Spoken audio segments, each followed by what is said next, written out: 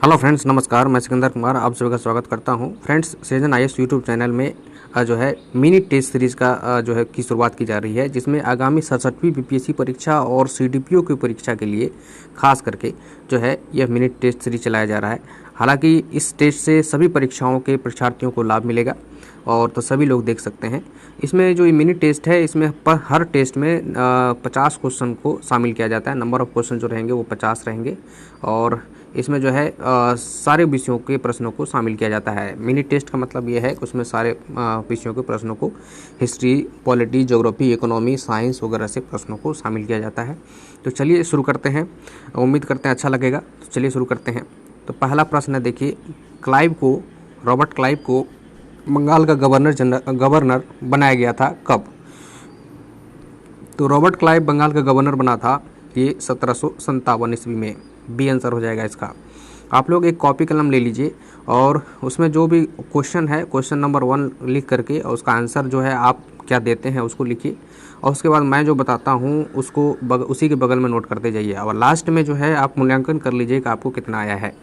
ठीक है, ये है। दूसरा नंबर क्वेश्चन है, देखिए, द्वैध शासन नीति को किसने समाप्त किया था? तो द्वैध शासन नीति को किसने समाप्त किया था? तो द्वैध शासन नीति को समाप्त किया था वारेन हेस्टिंग ने। सी आंसर हो जाएगा। ठीक है, नेक्स्ट क्वेश्चन देखिए, अंग्रेजों का सर्वाधिक विरोध किसने किया था? तो अंग्रेजों का इन ऑप्शन में से सर्वाधिक विरोध जो किया था वो किया था मराठों ने जोरदार टक्कर दिया था अंग्रेजों को, जानते हैं। डी आंसर हो जाएगा इसका। फिर नेक्स्ट देखिए, भारत में आधुनिक शिक्षा प्रणाली की नींव किससे पड़ी? 1813 के चार्टर अधिनियम से, 1835 के मैकाले डिस्प्यूट मिनट से, 1882 के हंटर आयोग से, 1854 के वुड डिस्पैच से। किससे? तो ये पढ़ा था 1835 के मैकाले मिनट से। मैकाले आयोग के द्वारा जो सिफारिश किया गया था उसके आधार पर जो शिक्षा का प्रणाली लागू हुआ था अंग्रेजी माध्यम, और इसी में जो है शिक्षा का निश्चिंदन सिद्धांत भी दिया गया था। निश्चिंदन सिद्धांत का मतलब ये था कि ऊपर के लोग अगर शिक्षित हो जाएंगे तो नीचे के लोग भी धीरे धीरे शिक्षित होते चले जाएंगे। ठीक है, चूँकि अंग्रेज़ों को शिक्षित मैन पावर चाहिए था तो इसलिए जो है यह शिक्षा प्रणाली अंग्रेजी माध्यम वाला लागू किया था। ठीक है, नेक्स्ट क्वेश्चन देखिए, इसका तो बी आंसर हो गया। नेक्स्ट क्वेश्चन देखिए, भारत में ईस्ट इंडिया कंपनी की सफलता का राज क्या था? भारत में राष्ट्रीय भावना की कमी, कंपनी की सेना को पश्चिमी प्रशिक्षण मिला था तथा उनके पास आधुनिक हथियार थे। बिल्कुल सही। भारतीय सैनिकों में राष्ट्रीय भावना का अभाव था। बिल्कुल सही। तो उपयुक्त तीनों आंसर हो जाएगा। डी आंसर हो जाएगा। नेक्स्ट क्वेश्चन देखिए, भारत में निम्न वायसरायों में से किसके काल में Indian penal code, civil procedure code और क्रिमिनल प्रोसीजर कोड, मतलब आईपीसी, सीपीसी और सीआरपीसी, ये 3 धाराएं को जो है निर्मित किया गया था, पारित किया गया था, है ना? तो ये जो कब किया गया था पहली बार, किनके समय में? तो ये किया गया था ऑप्शन सी, लॉर्ड कैनिंग के समय में। लॉर्ड कैनिंग का कार्यकाल क्या रहा है ये समझ लीजिए। तो लॉर्ड कैनिंग का जो कार्यकाल रहा है 1856 से 1862 तक। डलहौजी के बाद लॉर्ड कैनिंग आए थे और जो है 62 में वो हट गए थे। लॉर्ड कैनिंग जब गवर्नर जनरल थे, भारत के गवर्नर जनरल, तो 1858 में ही कंपनी का शासन ब्रिटिश क्राउन का दिन आ गया था, जब तो उसके बाद गवर्नर जनरल का पद चेंज हो गया था वायसराय में, इसलिए कैनिंग को प्रथम वायसराय भी कहते हैं। चलिए नेक्स्ट क्वेश्चन में जाते हैं। किस इतिहासकार ने 1765 ईस्वी से 1772 ईस्वी तक के कार्यकाल को, मतलब इस बीच में जो है द्वैध शासन का काल रहा था और क्लाइव के द्वारा द्वैध शासन लगाया गया था, तो इस और वारेन हेस्टिंग हटा दिया था 1772 में, तो इस काल को डाकुओं का राज की संज्ञा दी गई थी। किसने दिया था? डाकुओं का राज कहा था, मतलब अंग्रेजों को डाकुओं कहा था और डाकुओं का राज इसको संज्ञा दिया था। तो ये दिया था, बी आंसर हो जाएगा, के.एम. पन्नीकर ने। ठीक है, नेक्स्ट क्वेश्चन देखिए, बंगाल के किस गवर्नर के समय में सरकारी खजाना मुर्शिदाबाद से कलकत्ता स्थानांतरित किया गया? किस गवर्नर के समय में सरकारी खजाना जो है मुर्शिदाबाद में पहले था, राजधानी मुर्शिदाबाद था, उसके बाद फिर वहाँ से उठा करके कलकत्ता स्थानांतरित कर दिया गया? किसके समय में? तो आंसर हो जाएगा डी, वारेन हेस्टिंग के समय में। ठीक है, नेक्स्ट क्वेश्चन है, देखिए भारत में ब्रिटिश शासन के दौरान निम्नलिखित राजसी राज्यों, है ना, प्रिंसली स्टेट्स पर विचार कीजिए, जैसे कि झांसी, संबलपुर, सतारा। ब्रिटिश द्वारा इनके समामेलन विलय का सही कालक्रम क्या है? मतलब डलहौजी के द्वारा इन सारे राज्यों को मिलाया गया, ये तो बात सही है। और राज्य हड़प नीति के तहत तो कहीं पर तो किसी किसी राज्य को तो जो है कुशासन का जो है आरोप लगा करके, तो इन तीनों राज्यों को राज्य हड़प नीति के तहत शामिल किया गया था। तो तीनों में पहले कौन है, बाद में कौन है, ये बताना है। तो सबसे पहले सतारा होगा, फिर संबलपुर होगा, फिर झांसी होगा। तो 3, 2, 1 इसका आंसर हो जाएगा सी। ठीक है,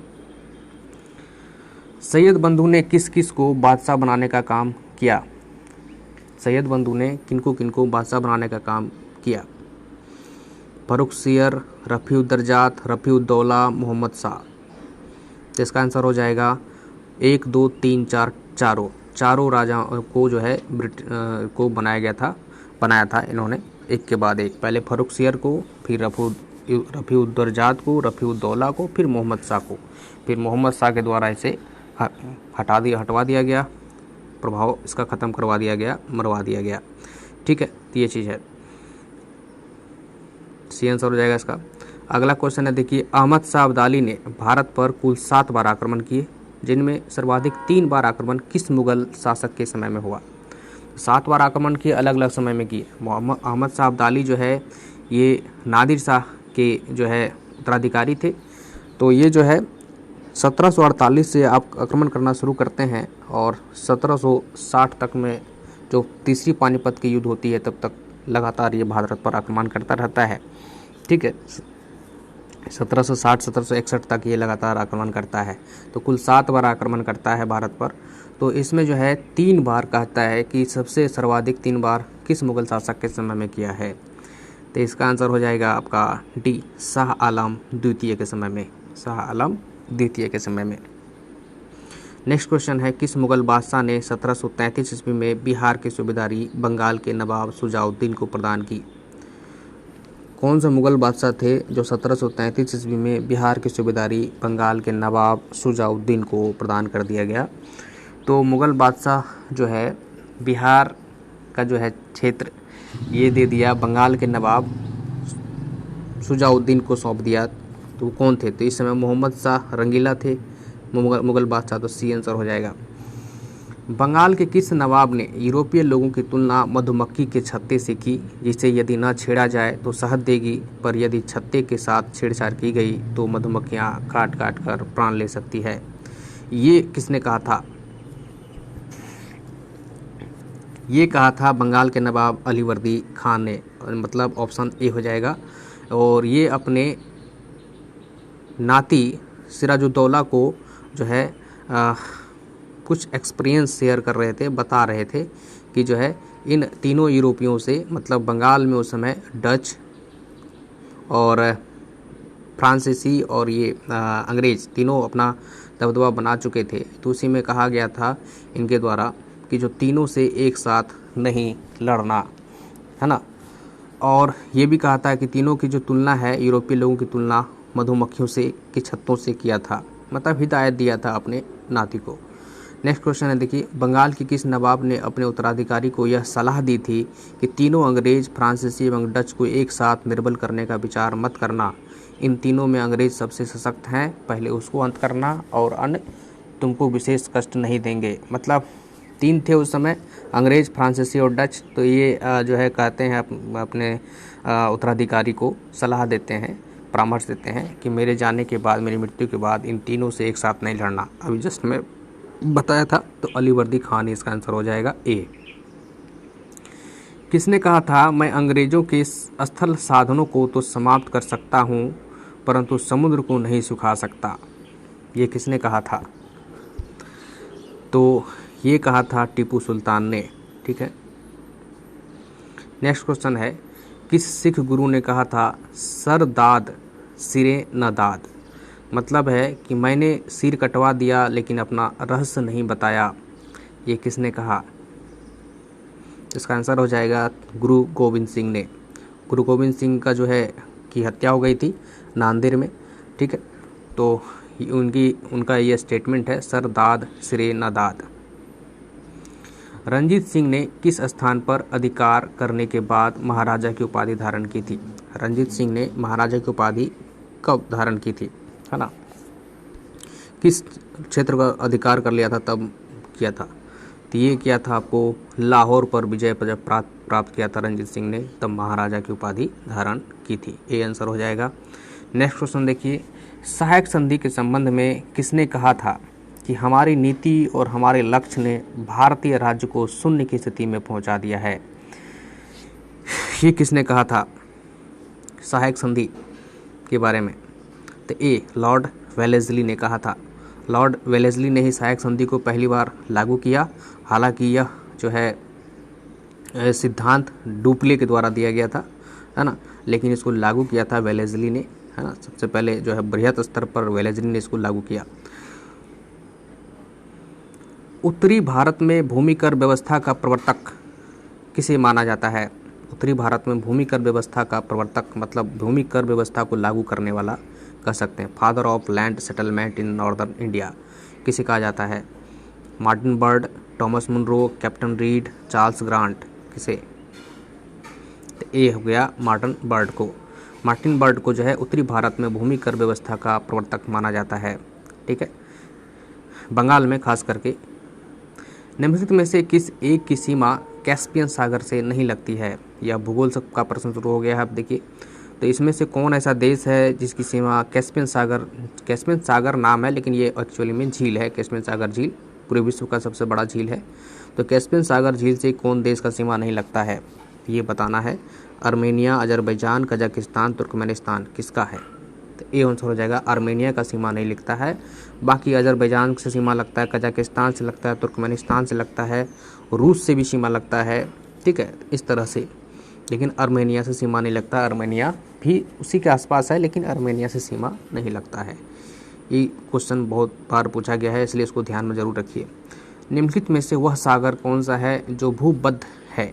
भूबद्ध का मतलब ये है कि चारों बगल से भू है ना, भू से घिरा हुआ है, भूमि से घिरा हुआ है। तो वो कौन सा हो गया? डी अरल सागर। बीच से जो है बाहरी किसी सागर से वो उसका जो जल संधि है, लेकिन बाकी जो है क्षेत्र से वो भूबद्ध है, ठीक है। सुमेलित करना है सूची 1 और सूची 2 को। सूची 1 में है जलप्रपात और सूची 2 में है नदी। जलप्रपात जब भी होता है किसी न किसी नदी के द्वारा ही ऊपर से झरना के ऊंचाई से गिरता है। तो नदी और जलप्रपात, तो नदी से ही जलप्रपात बनता है, तो इसलिए तो कौन सा जलप्रपात कौन सी नदी में है, ये मिलान करना है। तो एंजिल जलप्रपात, बोयम जलप्रपात, स्टैनली जलप्रपात, विक्टोरिया जलप्रपात। और नदी है जैम्बेजी नदी, कांगो नदी, करोनी नदी और जैरे नदी।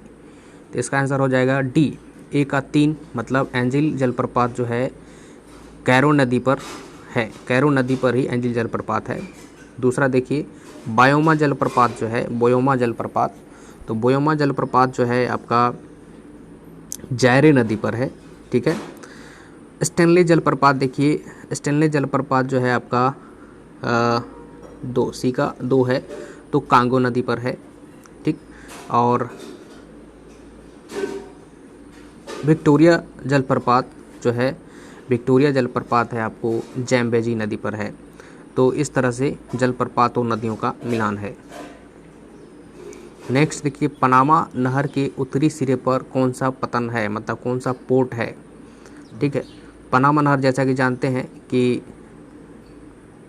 जो है उत्तरी अमेरिका है ये मान लीजिए, और ये दक्षिणी अमेरिका है, और इधर आपका अटलांटिक महासागर है, कैरेबियन सागर, और इधर है प्रशांत महासागर। ये दोनों के जल को जो यहाँ से जोड़ा जाता है, संकीर्ण लैंड था उसको काट करके नहर बनाया गया, इसी नहर को कहते हैं जो है पनामा नहर। पनामा देश भी है यहाँ पर। तो यही कहा जाता है पनामा नहर के उत्तरी सिरे पर भी यहाँ पर पोर्ट है और दक्षिणी सिरे पर भी पोर्ट है। तो उत्तरी सिरे पर जो पोर्ट है उसका क्या नाम है, ठीक है, ये है। तो इसका आंसर हो जाएगा B Colon port, Colon port, ठीक है। नेक्स्ट क्वेश्चन देखिए, निम्नलिखित में से कौन सा कथन सही नहीं है? ए ऑप्शन है किल नहर जर्मनी में है या उत्तरी सागर और बाल्टिक सागर के बीच जुड़ा हुआ है, मतलब उत्तरी सागर को बाल्टिक सागर से जोड़ता है कील नहर। उसके बाद देखिए बी ऑप्शन है, स्वेज नहर मिस्र में है, यह लाल सागर एवं भूमध्य सागर को जोड़ता है, बिल्कुल सही। पनामा नहर पनामा में है, यह कैरेबियन सागर और प्रशांत महासागर को जोड़ती है, बिल्कुल सही। कैरेबियन सागर मतलब अटलांटिक महासागर का ही एक क्षेत्रीय नाम है, क्षेत्रीय। डी नंबर है, सू नहर स्वीडन में है, यह स्टॉकहोम और गोटेनबर्ग को जोड़ता है। तो कौन सा आंसर हो जाएगा? इसका आंसर हो जाएगा डी। डी गलत है, बाकी सब सही नहीं सही है।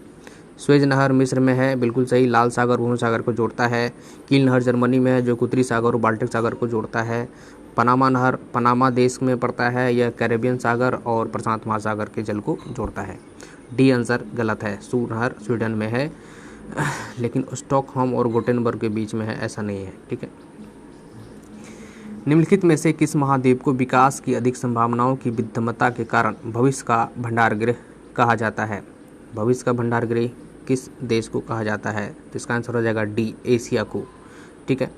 निम्नलिखित में से किस महाद्वीप का विस्तार उत्तरी, दक्षिणी, पूर्वी और तथा पश्चिमी सभी गोलार्ध में पड़ता है? जैसा कि हम जानते हैं पृथ्वी का जो है ये गोल है, तो पृथ्वी के ये 0 डिग्री अक्षांश को हम क्या कहते हैं? भूमध्य रेखा। तो भूमध्य रेखा से उत्तरी ये नॉर्थ हो गया, ये साउथ हो गया, तो ऊपरी भाग को हम उत्तरी गोलार्ध, निचले भाग को दक्षिणी गोलार्ध, और बीच से जो ये ग्रीनविच लाइन से जो गुजरती है 0 डिग्री देशांतर से, इधर हो गया पूर्वी देशांतर, पूर्वी गोलार्ध कहेंगे, इधर पश्चिमी गोलार्ध।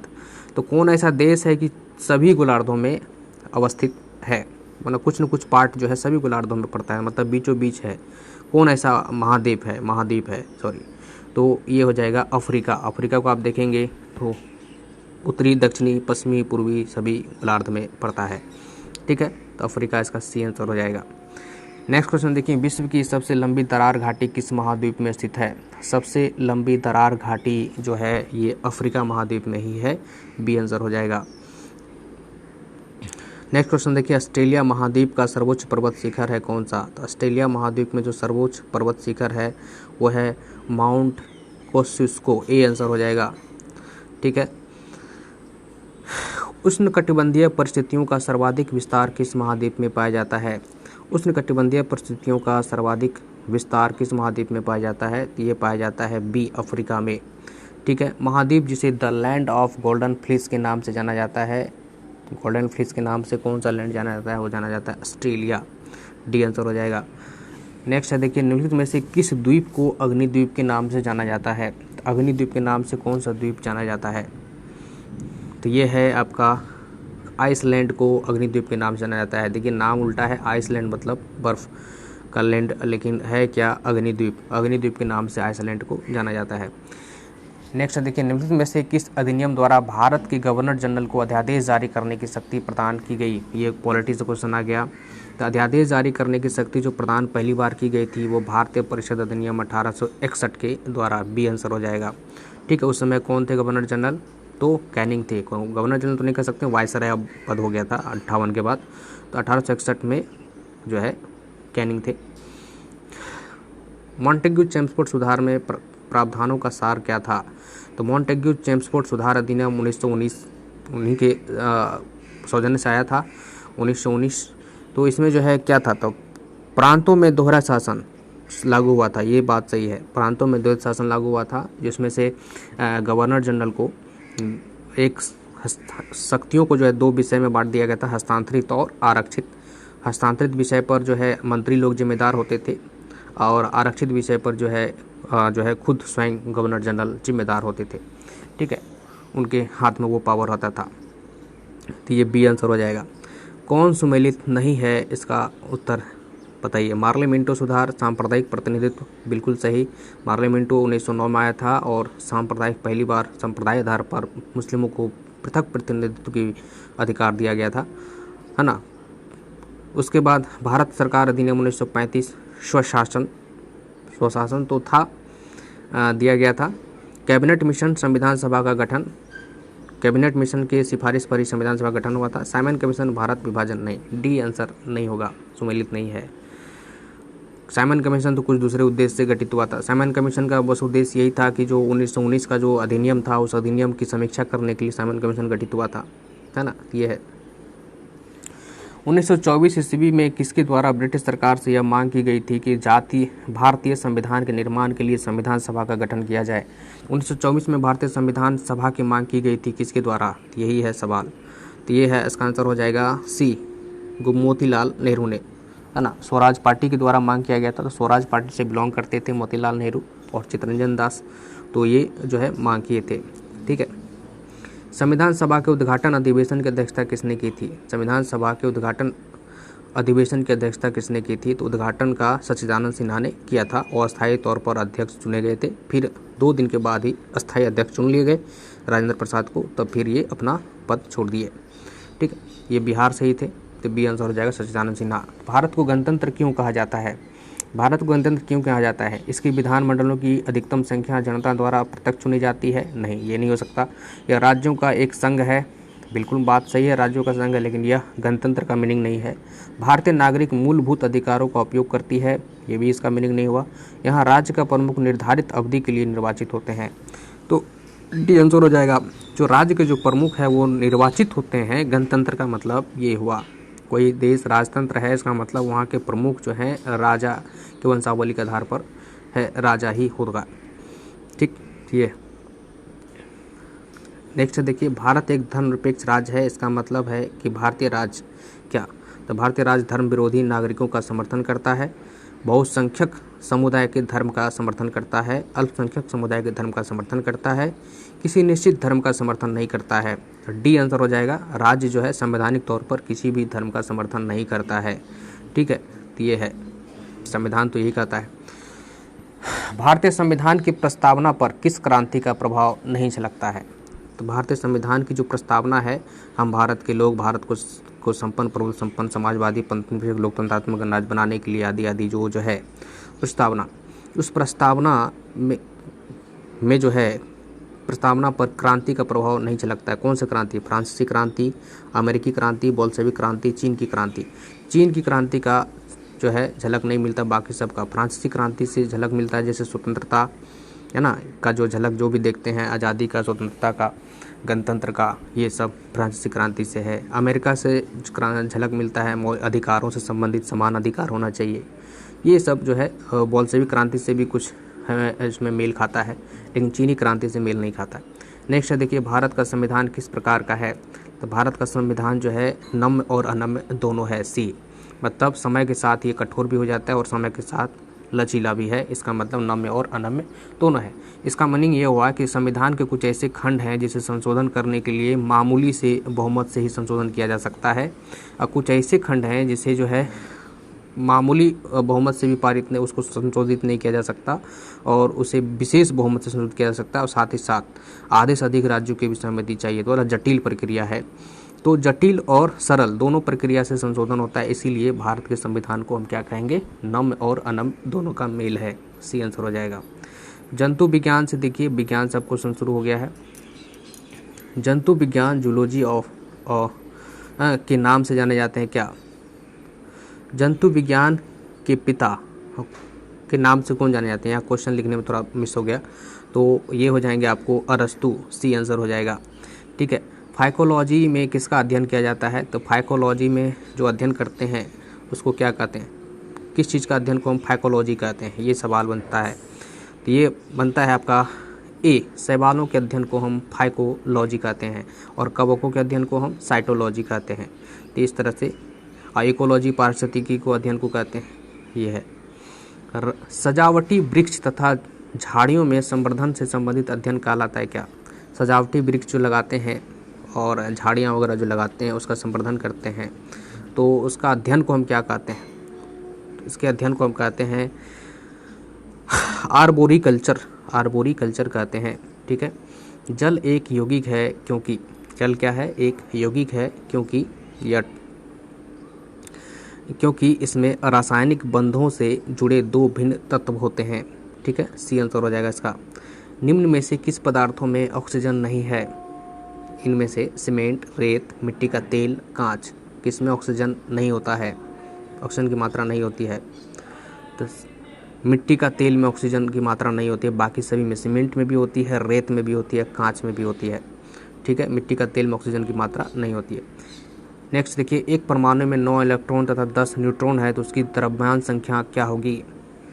ये न्यूमेरिकल्स हो गया, इसकी द्रव्यमान संख्या क्या होगी, तो इसका आंसर हो जाएगा डी 19, है ना। इलेक्ट्रॉन प्लस न्यूट्रॉन बराबर होता है द्रव्यमान संख्या, ठीक है। निम्नलिखित में से कौन सी एक सदिश राशि है। सदिश राशि का मतलब ये होता है जिसका परिणाम और दिशा दोनों हो, उसको हम सदिश राशि कहते हैं। और वैसी राशि जिसकी सिर्फ और सिर्फ परिणाम हो, दिशा ना हो, उसे हम अदिश राशि कहते हैं। तो यहाँ सदिश पूछा जा रहा है, तो इसमें हो जाएगा आपको संवेग। संवेग का परिणाम और दिशा दोनों होता है, ए आंसर हो जाएगा। बाकी दाब, ऊर्जा, कार्य, ये सब का सिर्फ परिणाम होता है, दिशा नहीं होता, दिशा नहीं होता बाकी का, है ना। एक लड़की झूले पर बैठी स्थिति में झूला झूल रही है। उस लड़की के खड़े हो जाने पर दोलनों का आवर्तकाल क्या होगा। दोलन जो है ऑस्किलेशन है, उसका आवर्तकाल क्या होगा, मतलब एक चक्र काटने का जो आवर्तकाल होता है वो क्या हो जाएगा जब वो अचानक से खड़ी हो जाए। तो खड़ी हो जाने से उसका आवर्तकाल क्या हो जाएगा, कम हो जाएगा, क्योंकि उसकी जो डिस्टेंस है सेंटर से घट जाएगी और डिस्टेंस घट जाने के बाद उसका आवर्तकाल घट जाएगा, ठीक है। तो ये यदि किसी चली हुई वस्तु के वेग को 2 गुना कर दिया जाए तो उसका क्या बदलाव आता है। त्वरण 2 गुना हो जाता है, गतिज ऊर्जा 2 गुना हो जाता है, गतिज ऊर्जा 4 गुना हो जाता है, भार 2 गुना हो जाता है, क्या हो जाएगा। तो इसका आंसर हो जाएगा गतिज ऊर्जा 4 गुना हो जाता है। जैसे कि मान लीजिए किसी चली हुई वस्तु कोई चल रही है, उसकी वेग पहले भी है, 2 गुना कर दिया जाए तो उसका क्या हो जाएगा। गतिज ऊर्जा क्या होता है, हाफ mv², ठीक है। अब भी पहले मान लीजिए 2 था और अभी 2 का स्क्वायर करेंगे तो 2 दूना 4 हो जाएगा, है ना। तो 4v², तो क्या हो जाएगा, गतिज ऊर्जा 4 गुना हो जाएगा ना, सी आंसर 4 आएगा ये आंसर। तो आप पुष्टि करके देख लीजिए, तो सी आंसर हो जाएगा। यदि हम भूमध्य रेखा से ध्रुवों की ओर जाते हैं तो जी का मान क्या होता है, बढ़ता है या घटता है। तो भूमध्य रेखा से जब हम ध्रुवों की ओर जाते हैं, चाहे दक्षिणी ध्रुव की ओर बढ़ें चाहे उत्तरी ध्रुव की ओर बढ़ें, तो जी का मान जो है वो बढ़ता जाता है, ठीक है, बढ़ता जाएगा और ध्रुवों पर मैक्सिमम हो जाता है।